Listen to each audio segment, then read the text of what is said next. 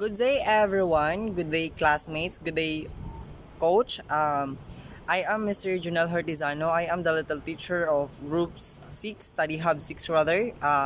This is my fellow members, Sandara Pito, Miss Farhana Ibrahim, Miss Taiba Amilusin, and Miss Raina Harudin. For, to- for today, we will discuss you about learning-centered physiological principles.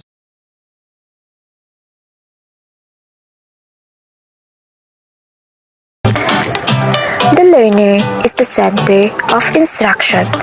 The world of instruction revolves around the learner.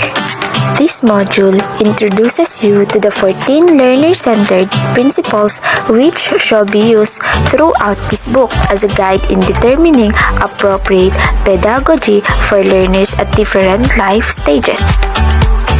14 learner-centered principles are developmental and social factors, motivational and affective factors, cognitive and metacognitive factor, individual difference factor. Learner-centered psychological principles. The learner-centered psychological principles were put together by the American Psychological Association. The following 14 psychological principles pertain to the learner and the learning process. The 14 principles have the following aspects. They focus on psychological factors that are primarily internal to and under the control of the learner rather than condition, habits, or physiological factors. However, even the principles also attempt to acknowledge external environment or contextual factors that interact with these internal factors. The principles are intended to deal holistically with learners in the context of real-world learning situations. Thus, they are best understood as an organized set of principles should be viewed in isolations. The 14 principles are divided into those referring to cognitive and metacognitive, motivational and affective, development and social, and individual difference factors influencing learners and learning. Finally, the principles are intended to apply to all learners from children to teachers to administrators to parents to community members involved in our educational system. I assigned to discuss about cognitive and methodologic factor, nature, and the learning process. The learning of a complex subject is a matter is the most effective when it is an international process of constructing meaningful from information. Next is the goal of the learning process. The successful of learning over all the support of instructional guidance can create meaningful, coherent reflections and knowledge. Constructions of knowledge. The successful learners can link new informations with existing knowledge in meaningful ways. The natures of these links can create a variety of forms such as adding to, modifying, or recognizing existing knowledge of and skills. 4 is strategic thinking. This successful learning can create and use reporting of thinking and reasoning strategies to achieve complex learning goals. They understand can use a variety of strategic and helps with each learning and performance goals and applying their knowledge and novel and situation. 5 is thinking about thinking. Thinking order strategies for selecting and monitoring mental operations, facilitate creative and critical thinking. Successful learnings how that what to do or to a problem occurs when they are not making sufficient or simply process of toward a goal.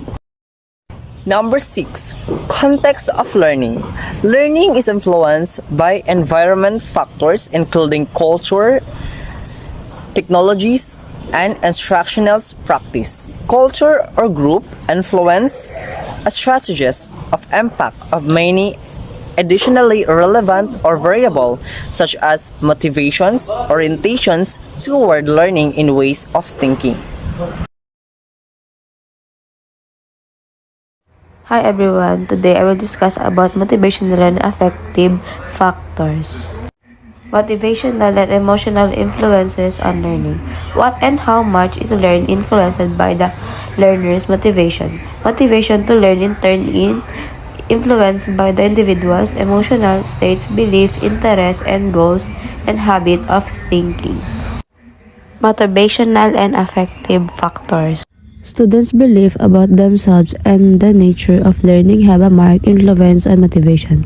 Motivational and emotional factors also influence both the quality of thinking and information processing. Positive emotions such as curiosity generally enhance motivation and facilitate learning and performance. Mild and anxiety can also enhance learning by focusing the learner's attention on a particular task. Next is intrinsic motivation to learn. Intrinsic motivation is facilitated on tasks that learners perceive as interesting and personally relevant and meaningful, appropriate in proximity and difficulty to the learner's abilities, and on which they believe they can succeed. Educators can attend to individual differences in learners' perceptions of optimal novelty and difficulty, relevance, and personal choice and control. The next is effects of motivation on effort. Educators need to be concerned with facilitating motivation by strategies that enhance learner effort and comment to learning. Effective strategies include purposeful learning activities guided by positive emotion and instinct motivation to learn, and methods that increase learner perceptions that a task is interesting and personally relevant. Acquisition of complex knowledge and skills demands the investment of considerable learner energy and strategic effort. Good day, Coach J. Martinez. Good day, classmate. My name is Taiba Amilusin. In this video, I am going to talk about developmental influence of learning. Developmental influence of learning. As individual develop, there are different opportunities and constraints for learning. Learning is most effective when differential development within a cross, which is physical, intellectual, emotional domain, is taken in account.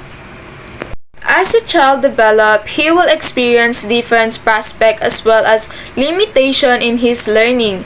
When teaching, we need to take into account different forms of development, including physical, cognitive, and social, in order to ensure our students learn as much as possible. Some of the general models of development are: Piaget's theory of cognitive development claims that children are naturally curious and use exploration to make sense of the world around them. They discover and adapt to the world through exploration what is unfamiliar to them. Piaget believed that children's cognitive development was enriched as a result of this exploration and discovery, and these enrichments bring them from lower to higher mental structure. Piaget's theory involves four stages of development. The sensorimotor stage is stage birth to age 2. In Piaget's theory, the sensorimotor stage occurs first and is defined as the period when infants think by means of their sense and motor actions. As very new parent will attest, infants continually touch, manipulate, look, listen to, and even bite and chew objects. According to Piaget, these actions allow children to learn about the world and are crucial to their early cognitive development. So these are the examples of sensorimotor. In the pre-operational age to 2 to 7, in the pre-operational stage, children use their new ability to represent objects in a wide variety of activities, but they do not yet do it in ways they are organized or logical. One of the most obvious example of this children, if you have ever had responsibility for children at this age, you have likely witnessed such play. Children engage in imaginative activities or thinking at two levels as one imaginative and other realistic. This processing of experience monitoring of thinking itself, because metacognition is a high desirable skills for success in school. Teachers of young children represent kindergarten in even first or second grade often make time and space in their classroom for dramatically play, and sometimes even preferring it themselves to help develop to play further.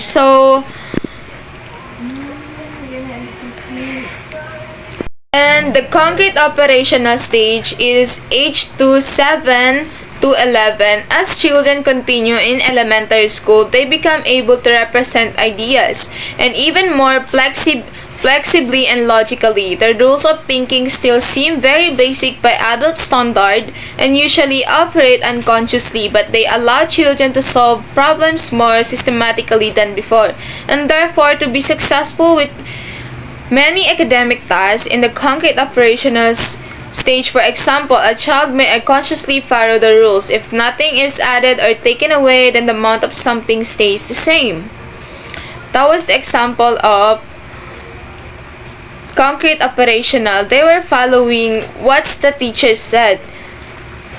And the last one is the formal operational stage, is age 11 and beyond. In the last of Piaget stage, the child become able to reason not only about tangible object and event, but also about hypothetical or abstract ones. Hence, it has the name formal operational stage, the period when the individuals can operate or forms or representations with student at this level. The teacher can pose hypothetical or contrary to facts. Or what if the first European explorers had settled first in California instead of on east coast of the United States? To answer such question, students must use hypothetical reasoning, meaning that they must manipulate ideas that vary in several ways at once, and do so entirely in their mind. That was the fourth stage of Piaget's theory.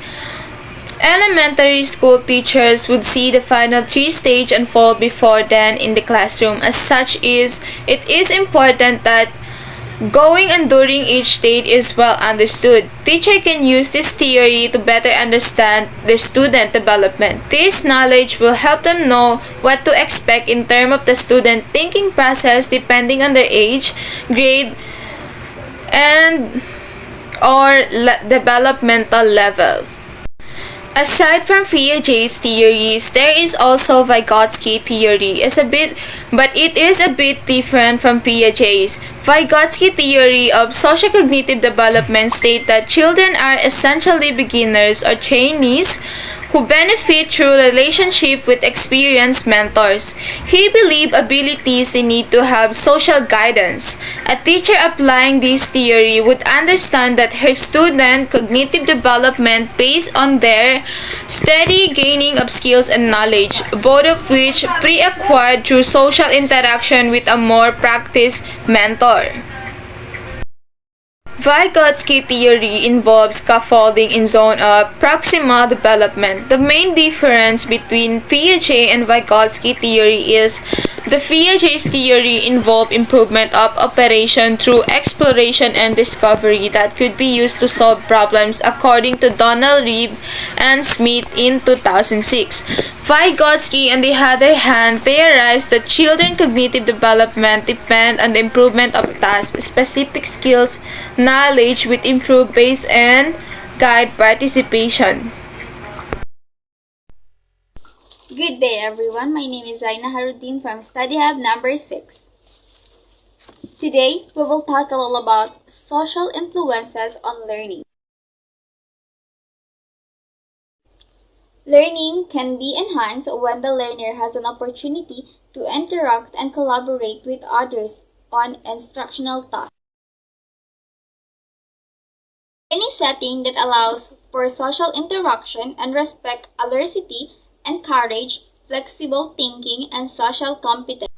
In interaction and collaboration context, individual here is an opportunity for perspective talking and flexibility, things that may lead in higher and of cognitive social. Number 1. Strategies processing and control.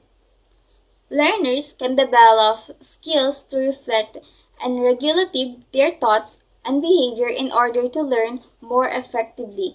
In other terms, it's called metacognition.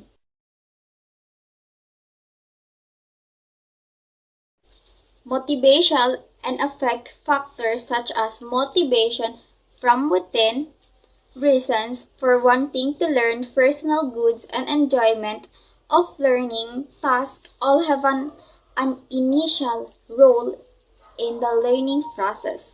Development and individual differences. Learning is a unique journey for own person because each learner has his unique combination of genetic and environmental factors that influence him/her. Situation or context learning happens in the context of a social as well as within an individual.